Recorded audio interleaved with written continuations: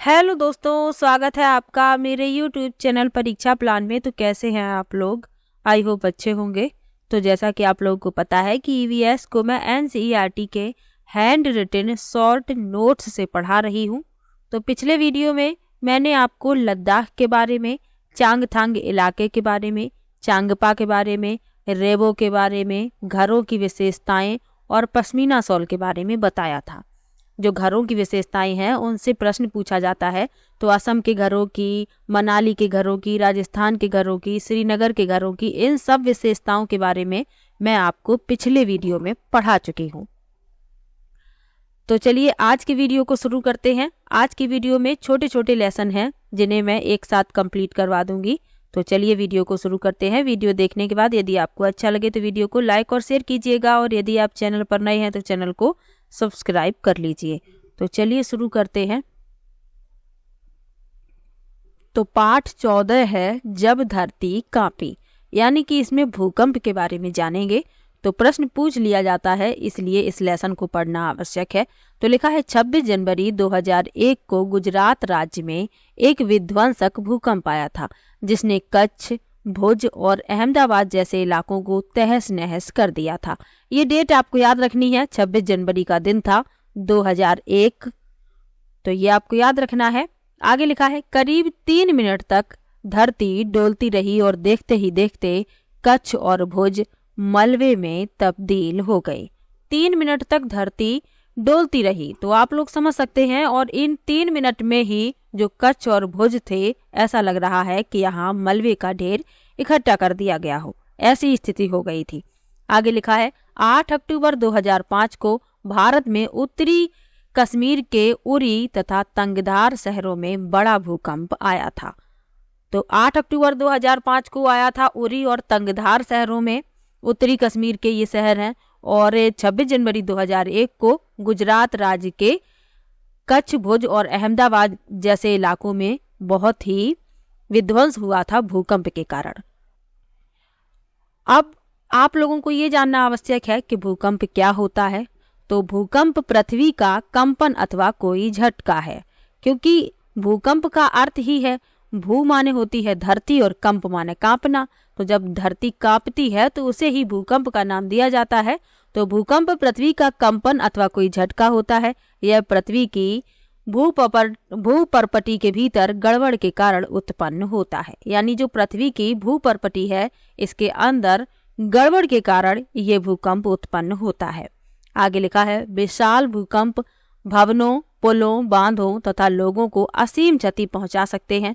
भूकंपों से बाढ़, भूस्खलन तथा सुनामी आ सकते हैं, क्योंकि जो विशाल भूकंप आते हैं उनसे बहुत नुकसान होता है। जो भवन होते हैं, ऊंची ऊंची इमारतें होती हैं, पुल होते हैं, बांध होते हैं, ये तक ढह जाते हैं। और भूकंप के कारण बाढ़ भी आ जाती है, भूस्खलन हो जाता है, सुनामी आ सकते हैं। तो भूकंप जो है बहुत ही विनाशकारी होते हैं। आगे लिखा है भूपर्पटी एक खंड में नहीं है, ये आप लोगों को पता होगा। जियोग्राफी में आप लोगों को पढ़ाया जाता है कि भूपर्पटी एक खंड में नहीं है, यह टुकड़ों में विभाजित है और प्रत्येक टुकड़े को प्लेट कहते हैं। ये प्लेट निरंतर गति करती रहती है, एक दूसरे से रगड़ और टक्कर के कारण एक प्लेट दूसरी प्लेट के नीचे चली जाती है। इसी कारण विक्षोभ उत्पन्न होता है और यह विक्षोभ भूकंप के रूप में पृथ्वी की सतह पर दिखाई देता है। यानी क्या होता है, जो भूपर्पटी है वह एक खंड में नहीं है, यह टुकड़ों में विभाजित है। और ये जो टुकड़े हैं इन्हें कहा जाता है प्लेट, और ये निरंतर गति करते रहते हैं, एक दूसरे से रगड़ जाते हैं, टक्कर खा जाते हैं। तो इस कारण क्या होता है, एक प्लेट दूसरी प्लेट के नीचे चली जाती है और इसी कारण विक्षोभ उत्पन्न हो जाता है, और यह विक्षोभ ही भूकंप का कारण बनता है और पृथ्वी की सतह पर दिखाई देता है। आगे बढ़ते हैं। भूकंप की शक्ति के परिमाण को रिएक्टर पैमाने पर व्यक्त किया जाता है। तो ये आपको याद रखना है, भूकंप की जो शक्ति है उसके परिमाण को रिएक्टर पैमाने पर व्यक्त किया जाता है। अब लिखा है भूकंप से बचाव कैसे कर सकते हैं। इनसे प्रश्न पूछा जाता है और पूछा भी गया है। यदि आपने प्रीवियस ईयर के पेपर देखे हैं तो आपको पता होगा। तो भूकंप से बचाव के उपाय हैं। यदि आप घर में हैं तो आपको क्या करना है? यदि आप घर में हैं और कोई भूकंप आ जाता है अचानक से, तो क्या करना है? किसी मेज के नीचे आश्रय लें तथा झटकों के रुकने तक वहीं रहें। यानी किसी मेज के नीचे आप बैठ जाएं और जब तक झटके लगते रहें आप मेज के नीचे से बाहर ना आए, वहीं पर रहें। ऊंची और भारी वस्तुओं से दूर रहें क्योंकि ये आप पर गिर सकती हैं। जैसे आपके यहाँ कोई अलमारी है बड़ी सी, या कोई और ऐसा सामान है जो गिर सकता है, तो उससे दूर हो जाएं क्योंकि इससे आपको नुकसान पहुंच सकता है। आगे लिखा है, यदि आप बिस्तर पर हैं तो उठे नहीं, अपने सिर का तकिए से बचाव करें। यदि आप बिस्तर पर लेटे हैं और उसी समय भूकंप आ जाता है तो आपको उठना नहीं है, अपने सिर को तकिए से बचाना है और जब तक झटके रुक नहीं जाते आप बिस्तर से ना उठें। तो ये तो उपाय हो गए यदि आप घर के अंदर हैं। अब कुछ स्थिति ऐसी है कि आप घर के बाहर होते हैं और भूकंप जैसी स्थिति उत्पन्न हो जाती है, भूकंप के झटके लगने लगते हैं, तो आपको क्या करना है? भवनों, वृक्षों तथा ऊपर जाती हुई विद्युत लाइनों से दूर किसी खुले स्थान को खोजें एवं धरती पर लेट जाएं। यानी कि आप यदि घर से बाहर हैं तो ऊंची इमारतों के पास ना खड़े हों, वृक्षों के पास ना खड़े हों और जो विद्युत लाइनें हैं उनसे दूर रहें। खुले स्थान पर जाएं और धरती पर लेट जाएं। आपको वृक्षों से बिल्कुल ही दूर रहना है क्योंकि भूकंप के कारण ये वृक्ष जो हैं इनकी शाखाएं फट सकती हैं, भवन जो हैं वो गिर सकते हैं, इमारतें गिर सकती हैं, विद्युत लाइनें आप पर गिर सकती हैं, आपको नुकसान पहुंच सकता है। इसीलिए किसी खुले स्थान को खोज लें और धरती पर लेट जाएं। आगे लिखा है, यदि आप किसी कार अथवा बस में हैं तो बाहर ना निकलें। यानी आप यात्रा कर रहे हैं, किसी कार में हैं, किसी बस में हैं, तो आप उसी में रहें, बाहर ना निकलें। अब भूकंप लेखी के बारे में आपको जानना आवश्यक है, जिसे सिस्मोग्राफ कहते हैं। तो यह भूकंप तरंगों को भूकंप लेखी नामक उपकरण द्वारा रिकॉर्ड किया जाता है। यानी जो भूकंप तरंगे होती हैं, भूकंपी तरंगे, इनको भूकंप लेखी उपकरण द्वारा रिकॉर्ड किया जाता है।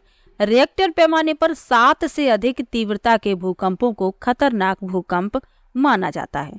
यानी कि यदि भूकंप के तरंगों की तीव्रता 7 से अधिक है रिएक्टर पैमाने पर, तो वह भूकंप बहुत विनाशकारी माना जाता है और उससे बहुत हानि होती है।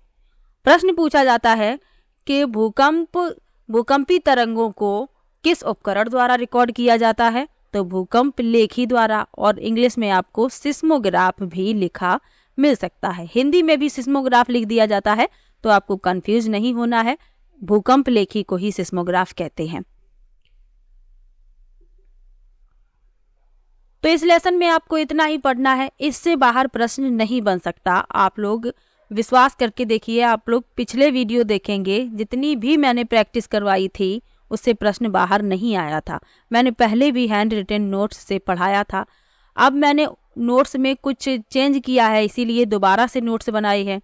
लेकिन यदि आप ये नोट्स पढ़ लेते हैं तो आपको कुछ और पढ़ने की आवश्यकता नहीं पड़ेगी। NCERT बेस्ड क्वेश्चन इनसे बाहर नहीं आएगा, तो आप बिल्कुल भी परेशान मत होइएगा। अब ये लेसन छोटा था तो मैंने इसी में 2 छोटे छोटे लेसन और ले लिए हैं, क्योंकि जल्दी से आपका कोर्स कंप्लीट करवाना है, फिर आपको प्रैक्टिस भी करवानी है। तो पाठ 15 है, उसी से ठंडा उसी से गर्म। अब इस लेसन से भी प्रश्न पूछा गया है। प्रश्न पूछा गया था कि उसी से ठंडा उसी से गर्म डॉक्टर जाकिर हुसैन द्वारा रचित एक कहानी है। तो डॉक्टर जाकिर हुसैन भारत के कौन से राष्ट्रपति थे? तो तीसरे राष्ट्रपति थे, ये आपको याद रखना है। और इसीलिए इस लेसन को मैं पढ़ा रही हूँ, क्योंकि इससे प्रश्न पूछा जा चुका है और फिर से भी पूछा जा सकता है। तो चलिए पढ़ लेते हैं।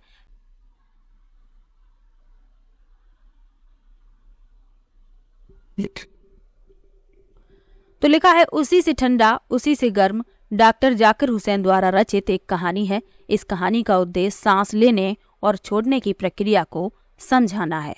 इस लेसन में यही समझाया गया है। डॉक्टर जाकिर हुसैन भारत के तीसरे राष्ट्रपति तथा प्रथम मुस्लिम राष्ट्रपति थे। ये दोनों ही बातें आपको याद रखनी है। ये भारत के तीसरे राष्ट्रपति थे और प्रथम मुस्लिम राष्ट्रपति थे और इन्होंने इस कहानी को लिखा है। कहानी का नाम है उसी से ठंडा उसी से गर्म। आगे लिखा है, डॉक्टर जाकिर हुसैन को उनके राजनीतिक और शिक्षा के क्षेत्र में किए गए अभूतपूर्व कार्यों के लिए वर्ष 1954 में पद्म विभूषण और 1963 में भारत के सर्वोच्च नागरिक सम्मान भारत रत्न से सम्मानित किया गया। तो ये भी आपको याद रखना है क्योंकि ये पूछा जा सकता है। तो ये राजनीतिक और शिक्षा के क्षेत्र में इन्होंने अभूतपूर्व कार्य किए और इन्हीं कार्यों के लिए इन्हें 1954 में पद्म विभूषण से और 1963 में भारत के सर्वोच्च नागरिक सम्मान भारत रत्न से सम्मानित किया गया। तो इस लेसन में इतना ही पढ़ना है। अब इसी वीडियो में मैं आपको एक और लेसन पढ़ाऊंगी जिसका नाम है कौन करेगा यह काम। छोटा सा लेसन ये भी है और इससे भी एक प्रश्न पूछा गया था पहले, तो हो सकता है इस बार भी प्रश्न पूछ लिया जाए। तो क्या पढ़ना है इस लेसन में? लिखा है, डॉक्टर भीमराव अंबेडकर दुनिया भर में बाबा साहब के नाम से मशहूर हैं। बाबा साहब ने अपने जैसे लोगों पर होने वाले अन्याय के खिलाफ लड़ाई लड़ी थी। आज़ादी के बाद बाबा साहब की अगुवाई में देश का संविधान तैयार हुआ। डॉक्टर भीमराव अंबेडकर को भारतीय संविधान का जनक कहा जाता है और यही प्रश्न पूछा गया था कि भारतीय संविधान का जनक किसे कहा जाता है या किसे माना जाता है। तो डॉक्टर भीमराव बाबा साहिब अंबेडकर। डॉक्टर भीमराव अंबेडकर भारतीय संविधान की प्रारूप समिति के अध्यक्ष थे और ये भी पूछा जाता है। मैंने सिर्फ वही लिखा है जिनसे प्रश्न पूछा जाता है और मैंने एक्स्ट्रा कुछ भी नहीं लिखा है क्योंकि यदि आपको डिटेल में पढ़ना है तो आप एनसीईआरटी की बुक पढ़ ही सकते हैं। तो आज की वीडियो में मैंने आपको 3 लेसन पढ़ाए हैं। एक था भूकंप के बारे में, नाम था जब धरती कांपी।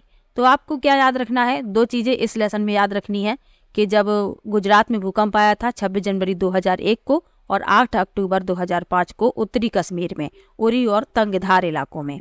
और भूकंप क्या है ये मैंने आपको बता ही दिया। भूकंप लेखी के बारे में याद रखना है और भूकंप से बचाव के बारे में भी प्रश्न पूछा गया है तो ये भी आपको याद रखना है। भूकंप लेखी, इसे ही सिस्मोग्राफ कहते हैं और यह भूकंपी तरंगों को रिकॉर्ड करता है। और रिएक्टर पैमाने पर यदि 7 से अधिक तीव्रता का भूकंप है तो वह बहुत ही विनाशकारी माना जाता है। उसी से ठंडा उसी से गर्म, तो आपको सिर्फ इतना ही याद रखना है कि ये डॉक्टर जाकिर हुसैन द्वारा रचित एक कहानी है और इसमें सांस लेने और छोड़ने की प्रक्रिया को समझाया गया है और ये भारत के तीसरे राष्ट्रपति और प्रथम मुस्लिम राष्ट्रपति थे। 1954 में इन्हें पद्म विभूषण और 1963 में इन्हें भारत के सर्वोच्च नागरिक सम्मान भारत रत्न से सम्मानित किया गया। और ये लेसन जो है इसमें उस कार्य के बारे में बात की गई है जो कार्य जो है कोई भी करना पसंद नहीं करता है, यानी कि मैला ढोने, सफाई करने वाला कार्य, ये सब कार्यों के बारे में इस लेसन में बात की गई है। तो डॉक्टर भीमराव अंबेडकर के बारे में इसमें बताया गया है। ये बाबा साहब के नाम से मशहूर हैं और अपने जैसे लोगों पर होने वाले अन्याय के खिलाफ इन्होंने लड़ाई लड़ी थी। आज़ादी के बाद बाबा साहब की अगुवाई में देश का संविधान तैयार हुआ था। इन्हें संविधान का जनक कहा जाता है।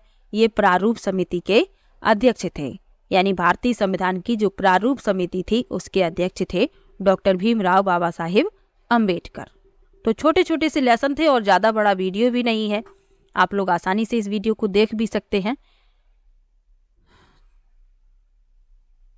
तो 3 लेसन मैंने कंप्लीट करवा दिए और जल्द ही आपका कोर्स कंप्लीट हो जाएगा। उसके बाद मैं इंपॉर्टेंट क्वेश्चन की प्रैक्टिस करवाऊंगी। बस आप लोगों का सपोर्ट चाहिए। आप लोग वीडियो को शेयर नहीं करते हैं, लाइक नहीं करते हैं तो वीडियो को बनाने का मन नहीं करता। लेकिन फिर भी जो लोग जुड़े हुए हैं मेरे चैनल से तो उनके लिए मैं वीडियो बनाती हूँ क्योंकि वो इसीलिए जुड़े हुए हैं ताकि उन्हें मैं लाभ पहुँचा सकूँ। तो इसीलिए मैं वीडियो बनाती हूँ उन्हीं लोगों के लिए। तो आप लोगों से भी रिक्वेस्ट है कि यदि आप वीडियो देखें तो वीडियो को शेयर कीजिए और लाइक ज़रूर कीजिएगा। तो जल्द ही आपका कोर्स मैं कंप्लीट करवा दूंगी और उसके बाद मैं इंपॉर्टेंट क्वेश्चन की प्रैक्टिस करवाऊंगी। और इतनी मेहनत करती हूँ, मैं खुद से लिखती हूँ, उसके बाद मैं फिर वीडियो रिकॉर्ड करती हूँ, फिर आप लोगों के लिए वीडियो लेकर आती हूँ। तो बहुत मेहनत लगती है। बस आप लोगों का सपोर्ट चाहिए। वीडियो को लाइक और शेयर कीजिएगा। तो मिलते हैं नेक्स्ट वीडियो में, तब तक के लिए बाय बाय।